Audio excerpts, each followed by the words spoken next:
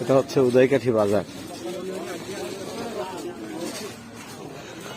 আমার শৈশবটা এখানেই বেশিরভাগ কেটেছে, সেই সুবাদেই আসলে চিন্তা করা যায় কিছু নেওয়া যায় কিনা।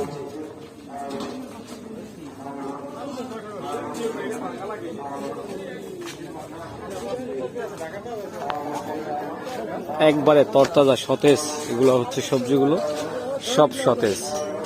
আপনি চিন্তাই করতে পারবেন না আমি আসলে একেবারে নিতান্ত গ্রামে চলে এসেছি, গ্রামের হাটে।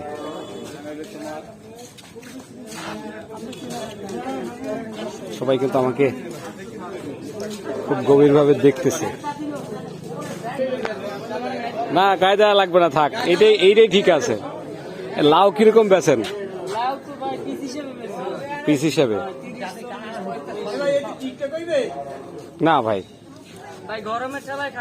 হ্যাঁ হ্যাঁ, সেটা বুঝতে পারতেছি, গরমের উত্তাপ। এই করলা কত করে বেচেন? এটা তো এলাকার না মনে হয়। এলাকার কোনটা আছে আপনার এখানে? পেঁপে কত করে বেচেন? 30 টাকা কেজি। আর এই মিষ্টি কুমড় দেখেন কতটা সস্তায়। আসলে একেবারে গ্রামীণ হাটে তো, এখানের আসলে পরিবেশটা এরকমই। দেখেন পান বিক্রেতা একজন, এইখানে কচু বিক্রেতা। আমি কিন্তু কচু কিনবো, আপনাদের দেখাচ্ছি। কয় টাকা দাম হবে? 30 টাকা দাম দেওয়া লাগবে। যাক, 40 টাকার পর 30 টাকা দিলেই হবে না? যাক, আমরা নিয়ে নিলাম এই কচুটা। দেখেন একটু কাইটে দেন, কাইটে দেন। ব্যাগ আছে, ব্যাগটা নিয়ে আসো গাড়ি থেকে।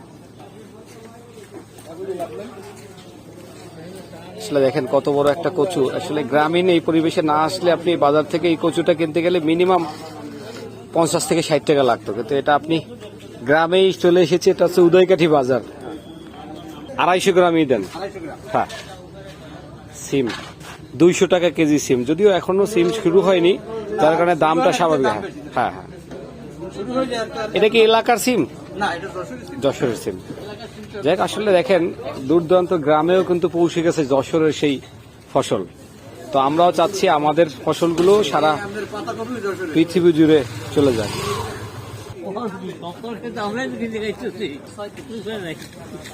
যে আমি এটা 36 টাকায় নিয়ে নিলাম, দেখেন।